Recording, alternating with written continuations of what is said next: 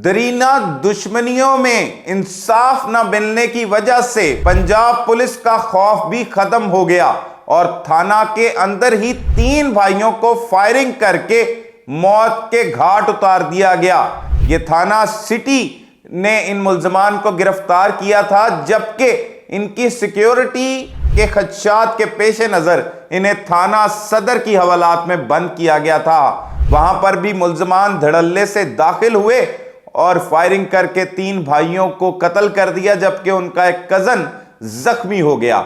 यह दुश्मनी का आगाज कैसे हुआ और ये कत्लों की खौफनाक वारदातों के पीछे असल हकाइक है क्या, पुलिस ने अब तक क्या कुछ किया, ये तमाम तफसीलात बताएंगे आज के इस व्लॉग में। अस्सलाम वालेकुम नाजरीन, मैं हूं सलमान कुरैशी और आप देख रहे हैं मेरा डिजिटल चैनल।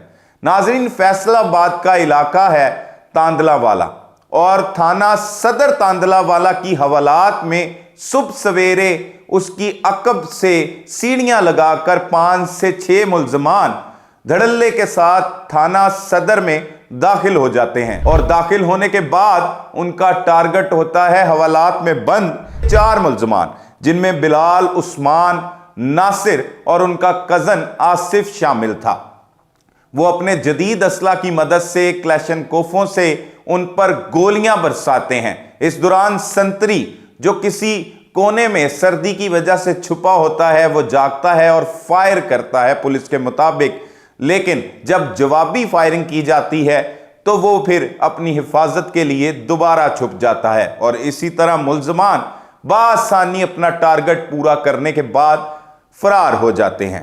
काबिल अफसोस बात यह है कि ये जो मुल्जमान थे जिनको निशाना बनाया गया, जो हवालात में बंद थे, पुलिस ने इनके लिए ऐसा इंतजाम कर रखा था कि ये थाना सिटी तांदलावाला का इनको मुकामी थाना लगता था, वहां पर इनको रखा जाना था। लेकिन पुलिस को खदशात थे कि कहीं पर इन पर हमला ना हो जाए, कहीं मुल्जमान जो है वो इनको टारगेट ना कर ले। इस वजह से पुलिस ने इनको थाना सदर में बंद कर रखा था, लेकिन वहां पर भी बचा नहीं सके। बासानी मुल्जमान आए, 5 से 6 मुल्जमान, और उन्होंने अंधाधुंध फायरिंग करके कत्ल कर दिया। यह दुश्मनी का आगाज कैसे हुआ, कैसे यह दुश्मनी शुरू हुई? बिलाल, उस्मान और नासिर तो 3 सगे भाई थे। आसिफ खुशकिस्मती से बच गया, जिसकी हालत खतरे से बाहर बताई जा रही है, क्योंकि पहले भी जो उसे गोली लगी वो पांव पर या टांग पर लगी, उसे शदीद जख्मी नहीं हुआ, अलबत्ता वो जख्मी जरूर हुआ।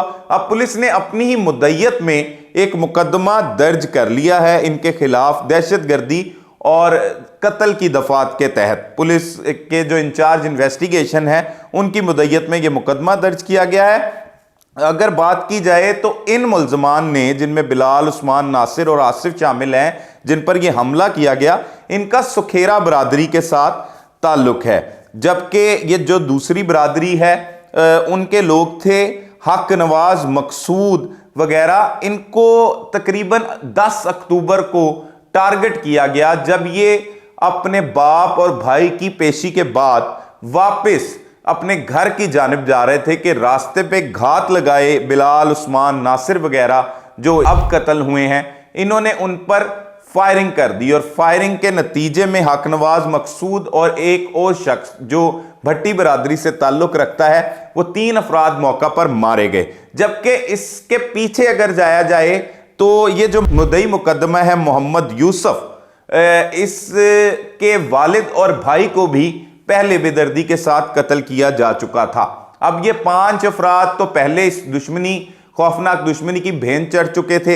अब जो मुल्जमान गिरफ्तार हुए, पुलिस को इसकी हसासियत का भी अंदाजा था। ये एक हसास मामला है, ये एक दुश्मनी जो है वो काफ़ी अरसे से चली आ रही है, इसमें कत्ल व गारत कर रखी हैं और ख़ास तौर पर सुखेरा बरादरी की जानिब से ही कत्ल व गारतगिरी जो है वो पहले की गई थी। अब ये मुल्जमान गिरफ्तार थे, पुलिस ने टारगेट ये लिया कि इनको हिफाजत के तौर पर थाना सदर तांदलावाला में बंद कर दिया जाता है, लेकिन वहां पर भी वो बासानी अकब दीवार से एक सीढ़ी लगाते हैं और सीढ़ी लगाकर अंदर दाखिल होते हैं और अंदर दाखिल होने के बाद अंधाधुंध फायरिंग कर देते हैं, जिससे 3 भाई मौका पर मारे जाते हैं। इस कत्ल की इतला के बाद सीपीओ फैसलाबाद, आला पुलिस हुकाम موقع پر پہنچ جاتے ہیں, فوری طور پر علاقے کی ناکہ بندی کر دی جاتی ہے. جس طرح کوئی بھی وقوع ہونے کے بعد پولیس کرتی ہے, ٹھیک اسی طرح سے تمام ناکہ بندی کر دی جاتی ہے اور کہا جاتا ہے کہ ملزمان کو گرفتار کیا جائے. لیکن یہ لمحہ فکریہ ہے.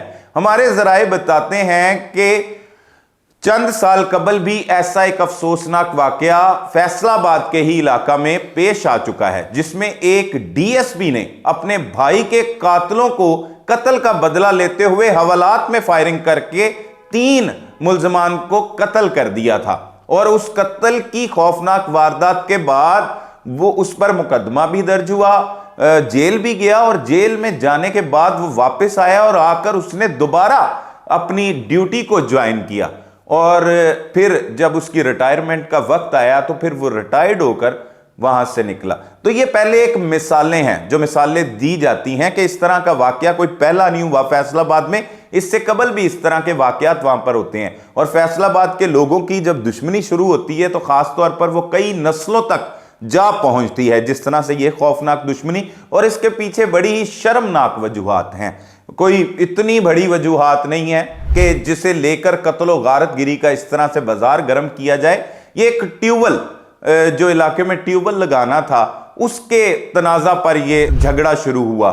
ٹیوبل کا پہلے وہ لگنا تھا بجلی کے لیے ٹرانسفارمر, وہ لگانے پر ان دونوں پارٹیوں میں کھرل برادری اور سکھیرا برادری کے درمیان ایک چودراہٹ کا سلسلہ شروع ہوا, اور اس چودراہٹ کے سلسلے میں یہ قتل و غارت گیری شروع ہو گئی. اور شروع ہونے کے بعد اس کا انجام کیا ہوا, پہلے جو ہے محمد یوسف کے بھائی اور باپ کو قتل کیا گیا, پھر اس کا بھائی جو ہے حق نواز, مقصود وغیرہ جو کزن تھے ان کو پیشی سے واپس آتے ہوئے قتل کیا گیا.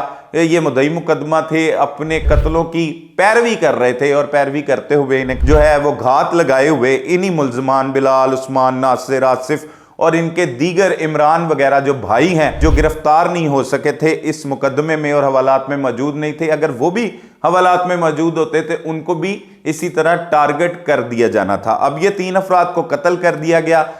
لیکن افسوس کی بات یہ ہے کہ پولیس جس کا کوئی بھی ملزم سن کر خوف کھاتا ہے. اگر بات کی جائے تھانوں میں تو سیکیورٹی کا کوئی سسٹم نہیں ہوتا, لیکن پولیس کا ایک روب اور ایک دبدبہ ہوتا ہے کہ تھانے میں اگر کسی کو بھی نقصان پہنچایا تو اس کا انجام بڑا بھیانک ہوگا. لیکن وہ ملزمان نے انجام سوچا ہی نہیں. کیا وہ یہ سمجھ چکے تھے کہ انہیں ریاست جو ہے وہ انصاف فراہم نہیں کر سکتی؟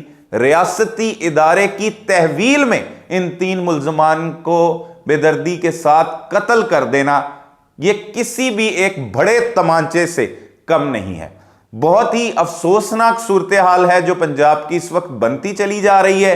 نئی نئی عمارتیں بنائی جا رہی ہیں, بلڈنگز بنائی جا رہی ہیں, 5 سٹار ہوٹلز کی شکل میں تھانوں کو تبدیل کر دیا گیا, لیکن تھانوں کا نظام جو ہے وہ درست نہیں ہو سکا. اس کا مقدمہ ملزمان پر تو درج ہو گیا, کیا اس تھانے میں موجود ایس ایچ او سے لے کر سنتری تک کے خلاف اس کا مقدمہ درج نہیں ہونا چاہیے؟ کیا ڈی ایس پی جو ہے وہ اس غفلت میں ملوث نہیں تھا, یا ایس پی یا اوپر تک اعلیٰ حکام کے خلاف اس میں انکوائری بھی ہونی چاہیے؟ آئی جی پنجاب اس واقعے کا فوری طور پر نوٹس لیتے اور بتاتے کہ کس طرح سے تھانوں پر حملہ ہو جائے تو کس طرح سے بھی اپنی فورس کے خلاف بھی ایکشن لیتے ہیں. اس سے پتہ لگتا تھانوں کی سیکیورٹی کو سخت کیا جاتا. ہمارا تھانوں میں آنا جانا ہے, ہم تھانوں میں جاتے ہیں, لیکن تھانوں میں صرف یہی ہوتا ہے کہ ایک روب اور ایک دبدبہ ہوتا ہے کہ پولیس ہے اور یہ تھانہ ہے, یہ ریاستی ادارہ ہے, اور اس ریاستی ادارے کے اندر کچھ نہیں کرنا.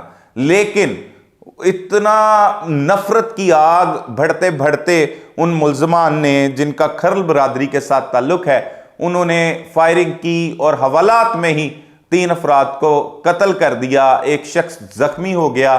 یہ لمحہ فکریہ ہے. حکومت وقت کو بھی اس پر سوچنا چاہیے کہ وہ کیا کام کر رہی ہے. کیا انصاف کی فراہمی یقینی ہے؟ کیا جو ملزمان ہوتے ہیں انہیں بر وقت گرفتار کر لیا جاتا ہے؟ کون سی ایسی وجوہات بنتی ہیں کہ جس پر ملزمان اتنے تیش میں آ جاتے ہیں اور پھر وہ آتے جاتے حوالات تک پہنچ گئے ہیں اور حوالات میں جا کر اپنے مخالفین کو نشانہ بنا رہے ہیں؟ اس سے قبل اگر بات کی جائے تو پیشیوں کے دوران تو متعدد افراد کو قتل کر دیا جاتا ہے. اسی قتلوں کے پیچھے جائیں تو وہ پیشی سے واپس آ رہے تھے, انہیں قتل کر دیا گیا. عدالتوں کے ہاتھوں میں بھی پنجاب کے مختلف علاقوں میں لاہور سمیت قتل و غارت گری کا بازار عرصہ دراز سے گرم ہے کہ ہاتھوں میں بے دردی کے ساتھ مخالفین کو قتل کر دیا جاتا ہے. لیکن تھانہ بچ گیا تھا, تھانے کا ایک خوف تھا. وہ خوف کس نے ختم کر دیا؟ پیچھے اگر بات کی جائے کہ ایک جرائم پیشہ, ایک منشیات فروش شخص جو گجرات کے علاقہ میں مارا گیا, فیضی ہنج, اس کے ساتھ لوگوں کی کتنی ہمدردیاں. یہ تمام چیزیں سوچنے سمجھنے کی بات ہے. آئی جی پنجاب صاحب, ہوش کے ناخن لینے چاہیے آپ کو, آپ کے محکمے کو, کہ یہ کس طرف جا رہے ہیں. لوگوں کے پاس اپنے ہی ریاستی ادارے کا خوف لوگوں سے کیوں ختم ہوتا چلا جا رہا ہے؟ کیا کوتاہیاں ہیں, کیا غلطیاں ہیں, کیوں یہ سب کچھ ہو رہا ہے؟ اس پر توجہ دینی ہوگی اور حکومت وقت کو بھی توجہ دینی ہوگی.